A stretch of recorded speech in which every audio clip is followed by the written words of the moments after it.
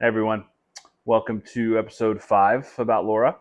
I haven't posted in a couple weeks. The previous episode really did a number on me. I think I hadn't really talked about that kind of stuff outside of just like with my therapist, and um, really started bringing up some big feelings for sure. But here we are today, ready to dive into our next episode about um, kind of just how our life changed and how our calendar kind of became more about, you know, more about appointments and less about, everything else. And so before Laura was diagnosed, our calendar was full of ballet for the girls, whether it was classes, rehearsals, recitals, performances, shopping for ballet stuff. Um, and then for Liam, baseball practice, baseball games, and all of our different homeschool co op activities. And so we were all over the place. It was a hot mess. 4 kids all getting into activities and extracurriculars. It can be a lot for sure. Um, especially with me working kind of a little more than full time. At the time, I was working at um, a a private school, private overnight school, private boarding school, what it's called, and so it demanded a lot of my time. Um, so after Laura was diagnosed, our calendar went from that whole hot mess, which we loved, which I wouldn't change it for anything. Honestly, I miss those days. I'm homesick for that life. Um, our, our our calendar turned more into different types of cancer appointments. I don't know if that's the best way to say it, but we had CT scans, blood work, uh, wellness checkups. I mean, gosh, we had waiting rooms. We went to the ER multiple times for whether if she was like if she couldn't breathe, because at one point her breathing got so bad we had to go to the ER, and we were there from about it's like 6 at night until maybe 10 o'clock the next morning waiting. Oh God, what a night that was! And that was in downtown Charlottesville, so it was at the Fun ER. Um, and I had watched a couple people get arrested. Um, Everybody was coughing everywhere. She was worried, but it ended up we got her back to see the ER doctor, who actually knew, I think, either her oncologist or the nurse practitioner in the oncology practice. I can't remember which one. It doesn't matter. Um, and so they were actually able to talk, and we got Laura on supplemental oxygen. And so we had to call another company. It was like Sunday morning, Sunday afternoon. Sorry, by the time we got out of there and went home, and so we had to wait till the next day, Monday, to call the oxygen company to deliver the little portable oxygen generator, because it wasn't like one of those tanks that you take to get refilled. It was like a big old oxygen generator with hoses and everything, and we set it up right in our bedroom, um, and I mean it was actually pretty easy once it all got there, and just it took about a week to get there. So she suffered for about a week of just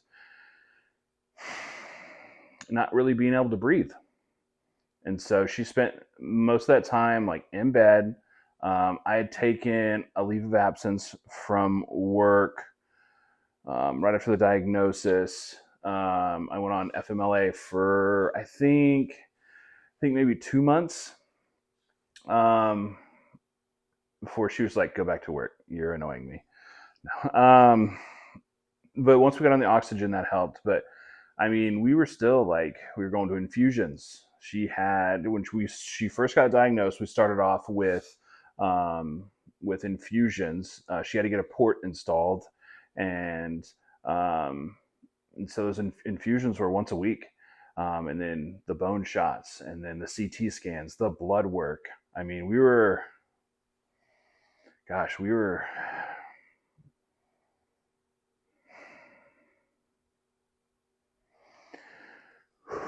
Okay, all right. We were at the doctor a lot. We became, you know, uh, very on a first name basis with a lot of the nurses and technicians and staff. So it was, it was a big change. It was a big life change for us. Um, Luckily, like we knew a lot of the people in the girls' dance community, and so we had some help there with getting the girls to like their classes, rehearsals, shows. And Laura's cousin Lily was still living with us, so she was a huge help, huge help. And then, of course, the homeschool community was extremely helpful. They did a meal train, which was amazing because we were both exhausted. Her from just all the treatments, and me from, I don't know, I guess being an emotional weenie, maybe. And really diving into the first ever single parenting mode. Um, and yeah, so we were exhausted. So all of that really helped right at the beginning. We were still terrified. This was surreal, you know. It wasn't just like, oh, you've got a little bit of cancer, we're going to cut it out. It's like, no, you have cancer in a lot of places, and your chances of survival for over the next, 6 months are about 20%. 2 years, it's high mortality rate. Not a lot of people survive after 2 years. So Laura, if I, it's hard to, if you don't know her, it's hard to really describe the type of person she was. I mean, without sounding like a corny cliche, she was so passionate, and she was extremely intelligent. She was much more book smart than street smart. Excuse me. Um, and so that helped her because she dove right into just research. She wasn't going to settle for just that oncologist's word and treatment. She wanted she wanted she wanted to live for me and the kids, and so she wanted to just figure out how she could make that happen, whatever it took. So she started diving into medical journals. Like she would stay up late reading through like medical research, integrative oncology. She she would come home from the library with like 30 books just on cancer um, and health. Um, Gosh, she just was a machine when it came to just absorbing material.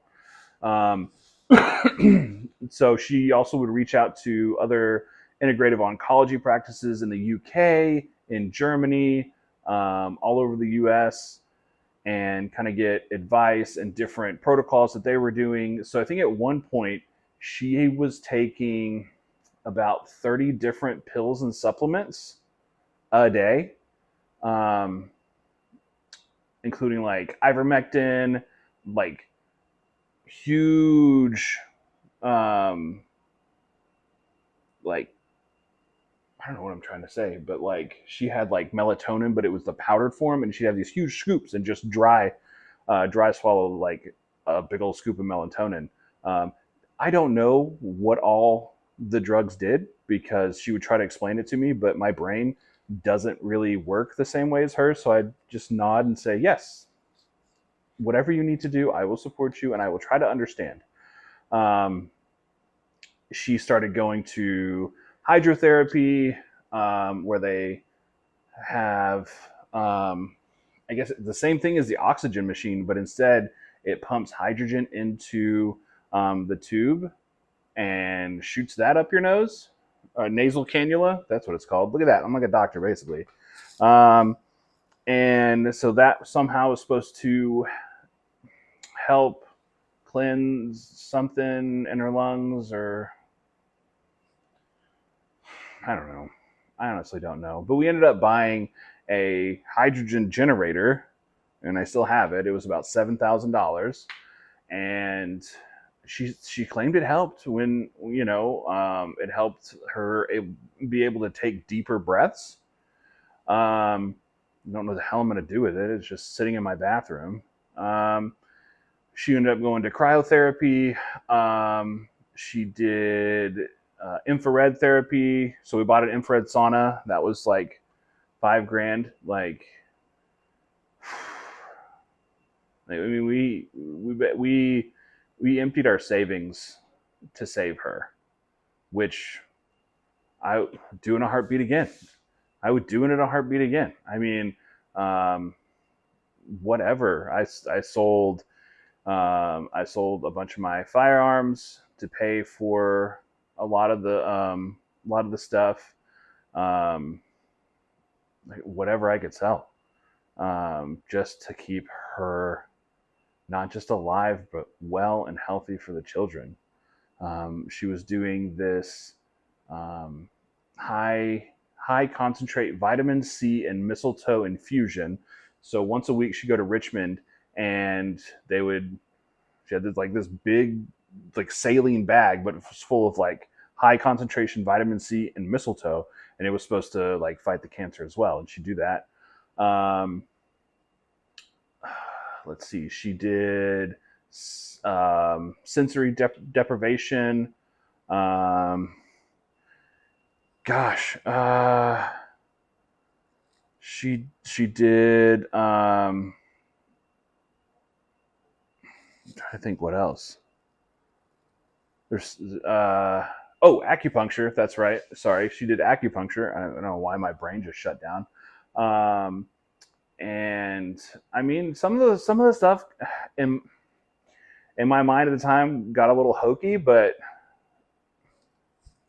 honestly, who cares? Like, if it helped her, even just emotionally or like mentally, then it was good enough for me. It was good enough for me. Oh gosh, this is weird. So I can't remember exactly how it works, but there was some type of liquid injection that she would have to take rectally, that was some form that had some kind of mixture of THC and vitamin C and something else. Um, but you know what? We're just gonna spill it all here. So she had to do it perfectly, because if she went too deep, then she would just get high as a kite. But if she did it right, then it would go to like um, the right organs in her body. So, so, so she would use a hair tie on the plunger, and I mean, this is weird, but you know what? I don't care. She would use a hair tie on the plunger so it wouldn't, so she knew where to stop it. Um, and you know, it got to the point where she's just like, this is too awkward, and so I need your help. So hey, I love my wife.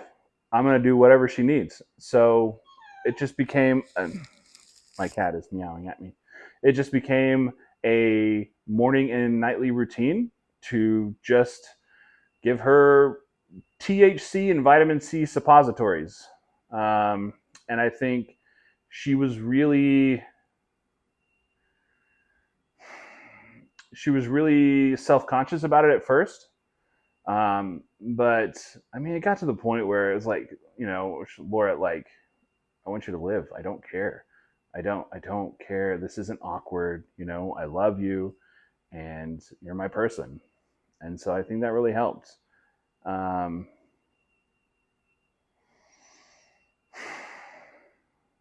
so yeah, so our calendar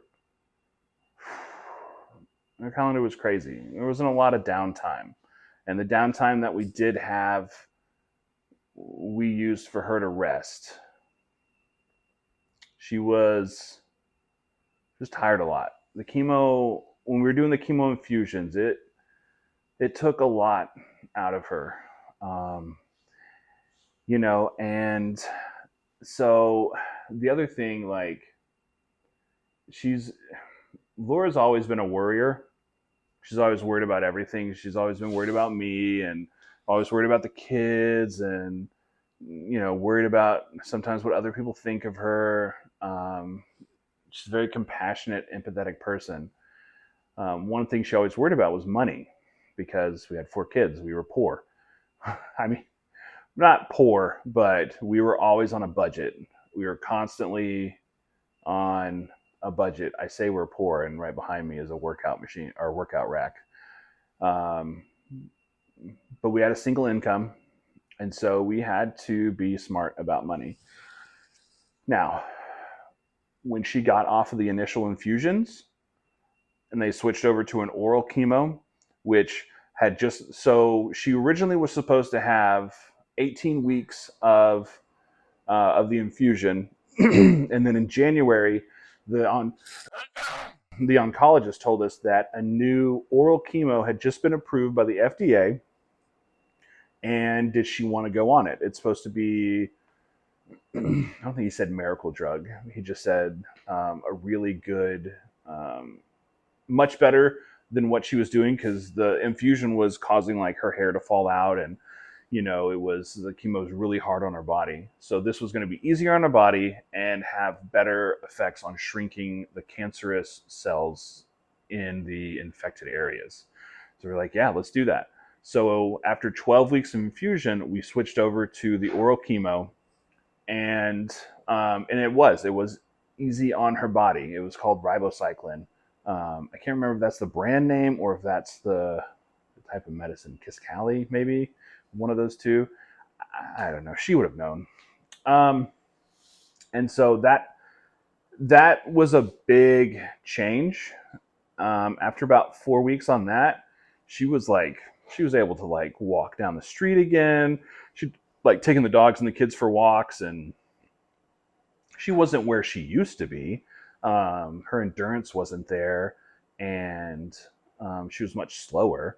But this was like real progress, measurable progress. The only problem is these pills were really expensive, and they were my cat just jumping on everything. They were I think a tier 4 drug, maybe. I think that's what it's worded as.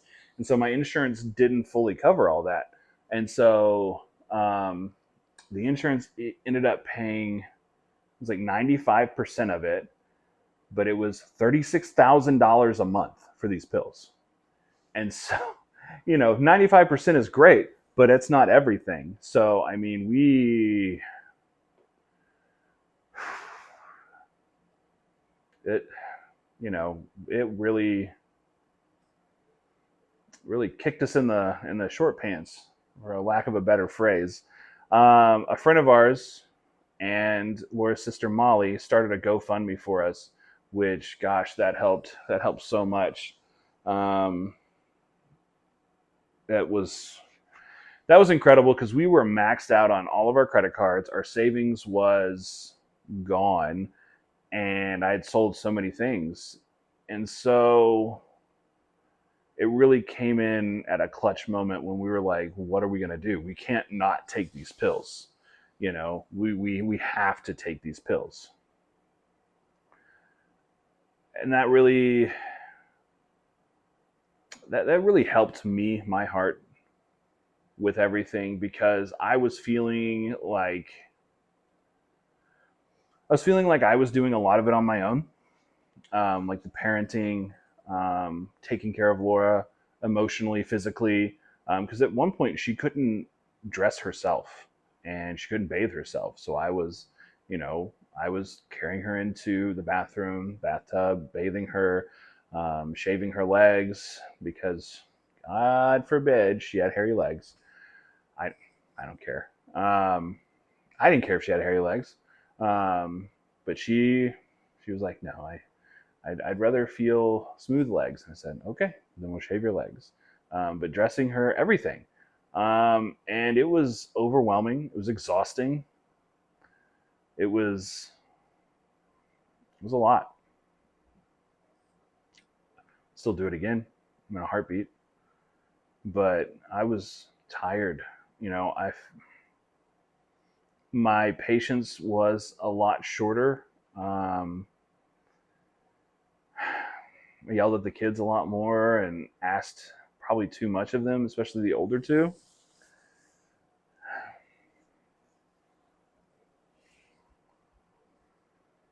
We didn't really get the help where we thought we would get it, but we were getting some help from. But we did get the help. We got help from our community, like our homeschool community, the dance community. Like I said before, we got a lot of support from them. The thing to really that I want everyone to realize is just the level of effort that Laura put in to save her own life. And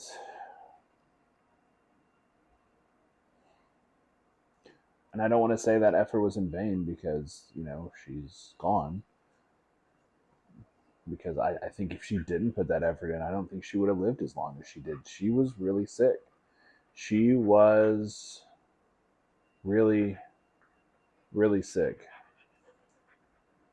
I mean, there were so many times, like I said, that she couldn't dress herself.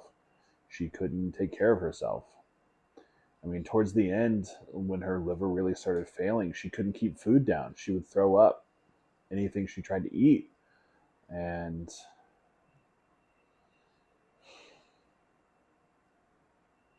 it was really hard to watch her go from this amazing, joyful, confident person to just scraping to get by and survive and just fighting tooth and nail. And by then she had lost so much weight too. She was just, I think the word is gaunt. Like her face had just almost shrunk. She,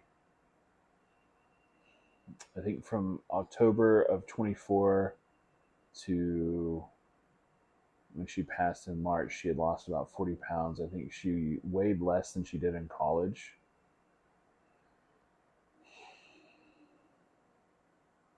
And she wasn't a big person. Like, she was about 5'6". And she's about 110 pounds, 115 pounds when she passed.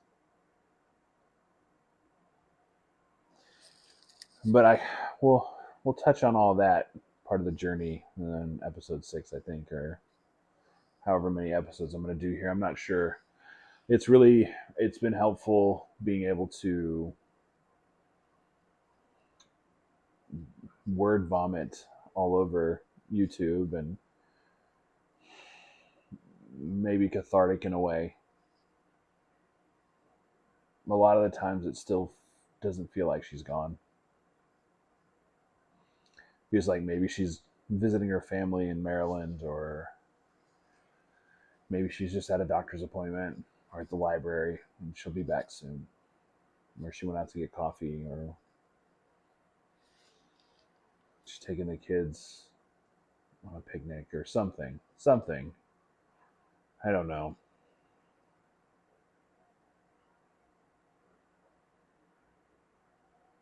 But she's gone. And it's hard. All right. Well, this video has gone on for almost 25 minutes. So not as long as some of the past ones, but uh, I appreciate if you stayed this long. I appreciate you, and um, I'll try to get episode 6 out hopefully in the next few days to continue the story, and I'll keep sharing everything.